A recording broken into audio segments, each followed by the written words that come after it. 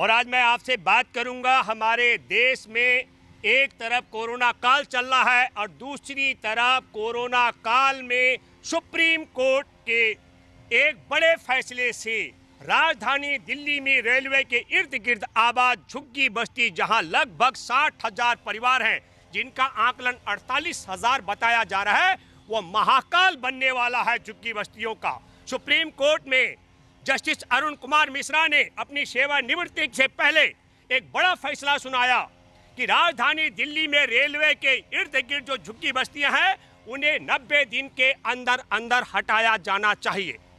अब आपके सामने बड़ी रोचक बात है, जब हमारे देश के अंदर कोरोना के मामले बमुश्किल 550 थे, तब भारत में पूरे देश को ताले में बंद कर दिया गया था और पुलिस लठैत की भूमिका में थी। जो कोई अपने घर से बाहर चौखट के बाहर कदम रख रहा था, पुलिस उसे बेरहमी से पीट रही थी, चाहे वो सब्जी लेने जाने वाला हो, राशन के लिए या दूध की खोज में जा रहा हो। और आज जब हमारे देश में कोरोना के मामले कागजों में 42 लाख और बगैर कागज का मैं अगर जिक्र करूं तो 50 करोड़ का आंकड़ा पार कर चुके हैं।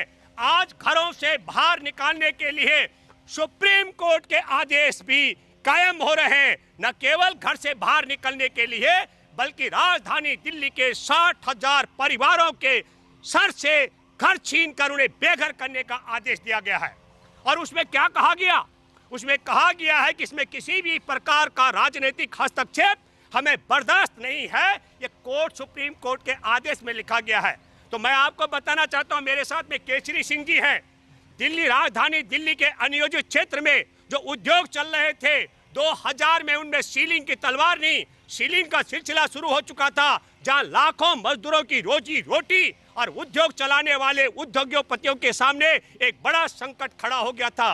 तब सड़क पर सुप्रीम कोर्ट के आदेश के खिलाफ लघु उद्योग मंच के केसरी सिंह जी, तत्कालीन पूर्व प्रधानमंत्री थे बीपी सिंह जी, और इसके अलावा मैं कहूं अजीत सिंह, चौधरी अजीत सिंह निगम पार्षद, और हम सब लोग, मैं भूपेंद्र रावत और देश भर के साथी संगठन और दिल्ली की 64 अलग अलग एसोसिएशन, मजदूर और मालिक पहली बार सड़क पर उतरे। तो मैं पहले कहूंगा कि केसरी सिंह जी बीच में बताएंगे, सुप्रीम कोर्ट के आदेश के खिलाफ जो लड़ाई लड़ी गई, उस लड़ाई के बाद न केवल हम सफल हुए, बल्कि 22 औद्योगिक क्षेत्र जो सील किए जा रहे थे, वहां आज मास्टर प्लान 2021 में उस भूभाग को, उन औद्योगिक क्षेत्रों को नियमित भी किया जा चुका है। मैं केसरी सिंह, दिल्ली लघु उद्योग मंच का अध्यक्ष, मैं बताना चाहता हूं, मैं कम से कम 30 वर्षों से उद्योगों की बेहतरी के लिए काम कर रहा हूं। 1996 में एक सरकार का आदेश निकला कि जो अनऑथराइज कॉलोनियों में जो उद्योग लगे हुए हैं, नॉन कन्फर्म और रेजिडेंस, उनको बंद कर दिया जाए। तो ताबड़तोड़ एकदम से तुरंत में ये आदेश होने के बाद हड़कंप मच गया और लोग पहले तो देखते रहे, जो पहले के नेता जो उस वक़्त के थे वो आश्वासन देते रहे कुछ नहीं होगा, कुछ नहीं होगा, लेकिन जब कोर्ट का आर्डर आ गया और सीलिंग होने लगी तो फिर हम लोग सक्रिय हुए। 64 की 64 ईस्वी ने माननीय आज स्वर्गीय श्री भूतपूर्व प्रधानमंत्री जो थे, उनके पास गए और हमने कहा कि साहब, आज हमारा कोई भी नहीं है और आप हमारी लड़ाई को लड़िए। और हमारे वो बीच में आए और बहुत बड़ा आंदोलन हुआ और सुप्रीम कोर्ट को ये कहना पड़ा कि भाई जब तक इनको प्लॉट नहीं मिल जाते तब तक इनको उसी जगह पर काम करने दिया जाए।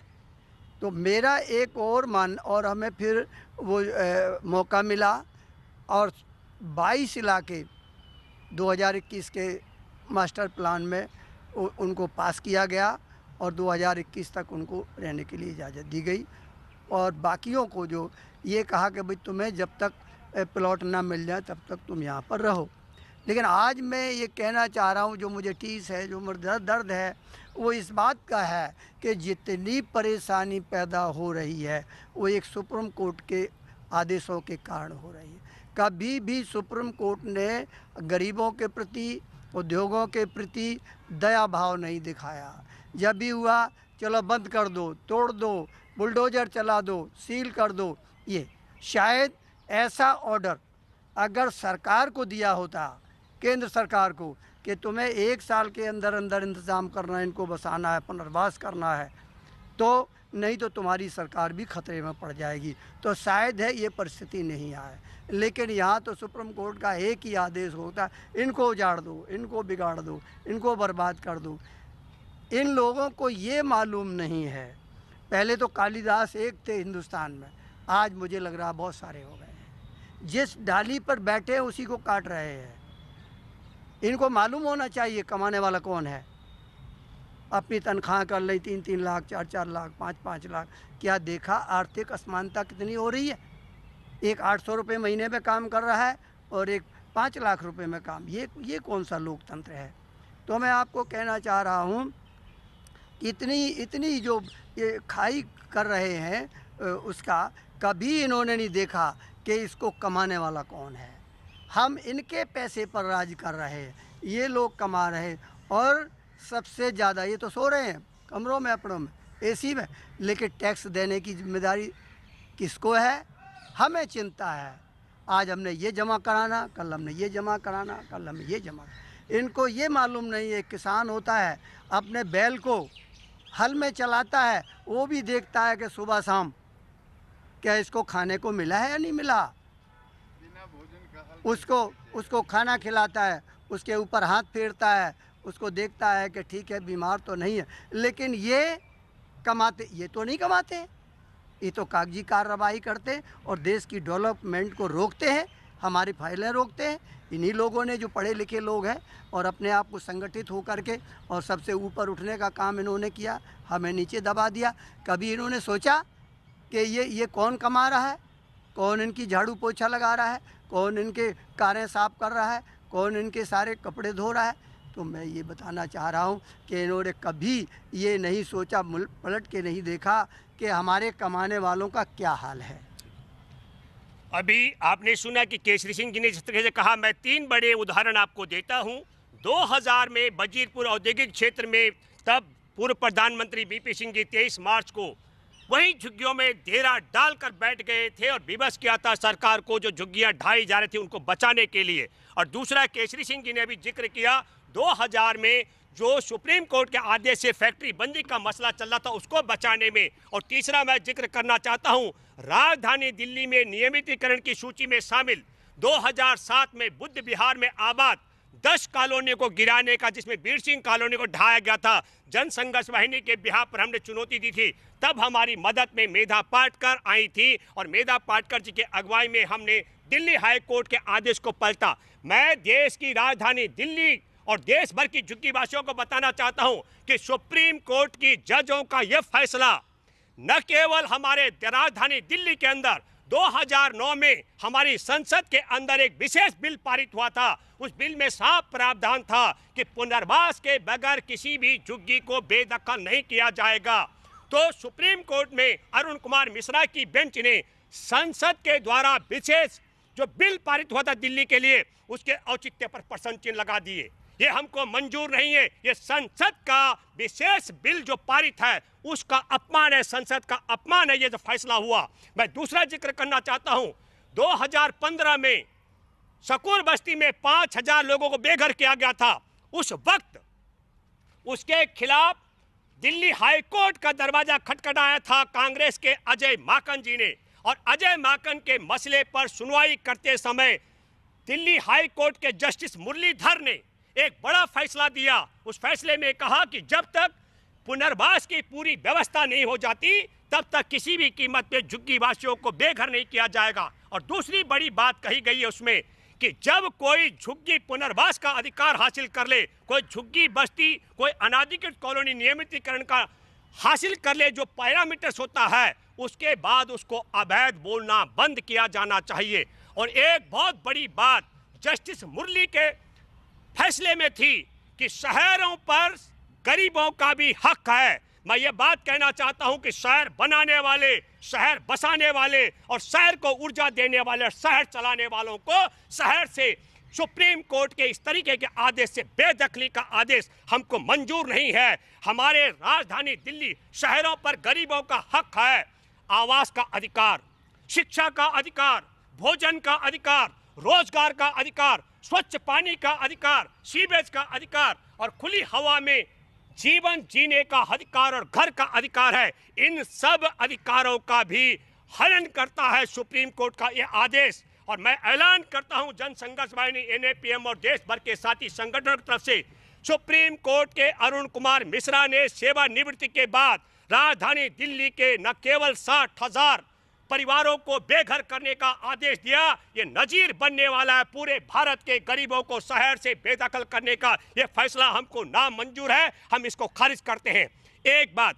दूसरी बात हम कहते हैं, हम प्रधानमंत्री नरेंद्र मोदी से आग्रह करते हैं कि संसद ने पारित 2009 का जो बिल है, स्पेशल बिल दिल्ली को लेकर, कि पुनर्वास के बगैर बेदखली नहीं होगी। मैं आग्रह करता हूं आदरणीय मोदी जी, हमारे इन झुग्गी बस्तियों में रहने वाला सबसे बड़ा तबका दलितों का, भूमिहीनों का, शहरी गरीबों का, असंगठित क्षेत्र के मजदूरों का और उस ताकतवर तबके का है जिसके काम से शहर बनता है, शहर बसता है, शहर चलता है और शहर विकसित होता है। इसलिए मेरा आपसे आग्रह है कि मोदी सरकार सुप्रीम कोर्ट के इस आदेश से पहले बेदखली नहीं बल्कि पुनर्वास के लिए जो कानून बना, जो पहले 2009 में 2006 तक का था, अभी 2015 तक का है, मैं ये आग्रह करता हूं। और राजधानी दिल्ली में भी मुख्यमंत्री अरविंद केजरीवाल से भी एक बड़ी लड़ाई हम लोगों ने लड़ी थी दशकों तक, उसका हिस्सा अरविंद केजरीवाल भी हमारे साथ रहे हैं। हमने कहा था झुग्गी बस्तियां जहां हैं वहीं पास होना चाहिए। यदि रेलवे के इर्द गिर्द की झुग्गियों को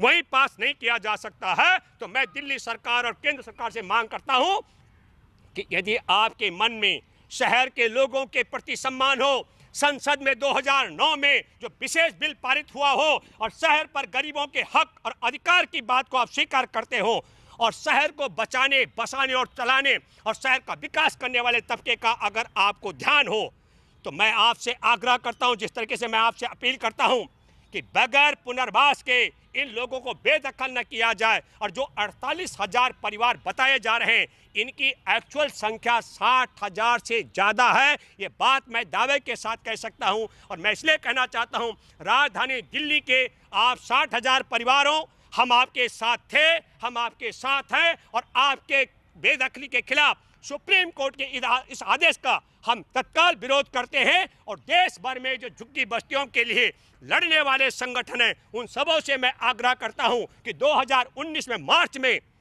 दिल्ली हाई कोर्ट के तत्कालीन जज जस्टिस मुरलीधर का जो फैसला था वो नजीर बन चुका था, उसको भी सुप्रीम कोर्ट के आदेश से खारिज कर दिया गया। संसद की जो विशेष बिल है पारित किया गया, उसके औचित्य को खारिज कर दिया गया और शहर पर गरीबों के अधिकारों को खारिज कर दिया गया। ये हमको मंजूर नहीं है। और अगर आज हम शहर के गरीबों के घरों को बचाने के लिए पूरा देश एकजुट नहीं हुआ, तो आज अगर दिल्ली से 60,000 परिवारों को हटाया जाएगा तो वो दिन दूर नहीं है जब पूरे भारत से गरीबों की बेदखली होगी। तो मैं देश भर के सभी साथी संगठनों से आग्रह करता हूं, मेरी बात जहां तक हमारी पहुंच सके वहां तक पहुंचाएं। हमने सुप्रीम कोर्ट के फैसले को 2000 में जो उद्योगों को बंद करने का था उसे पलटा, 2007 में हाई कोर्ट के द्वारा बुद्ध विहार राजधानी दिल्ली की 11 कॉलोनियों को गिराने का जो आदेश था उसको पलटा। और हमारे अहम सहयोगी बीपी सिंह जी रहे जिन्होंने झुग्गी बस्ती को 2000 में भी बचाने का काम किया। मैं आप सबों से आग्रह करता हूं, एकजुट हो जाओ। सुप्रीम कोर्ट के इस आदेश को पलटने के लिए हम सब एकजुट होकर के विरोध करेंगे और जब तक हमारे 60,000 परिवारों का पुनर्वास की व्यवस्था नहीं हो जाती तब तक उसकी बेदखली का विरोध करते रहेंगे। धन्यवाद। जय हिंद, जय भारत। नेशनल दस्तक की आपसे गुजारिश है कि अगर इसको बचाना चाहते हैं तो नेशनल दस्तक को सब्सक्राइब करने के लिए रेड कलर के सब्सक्राइब बटन को दबाएं, फिर बेल आइकन की घंटी दबाएं। नेशनल दस्तक को बचाने के लिए बहुत जरूरी है कि हर खबर को शेयर करें, लाइक करें, कमेंट जरूर करें।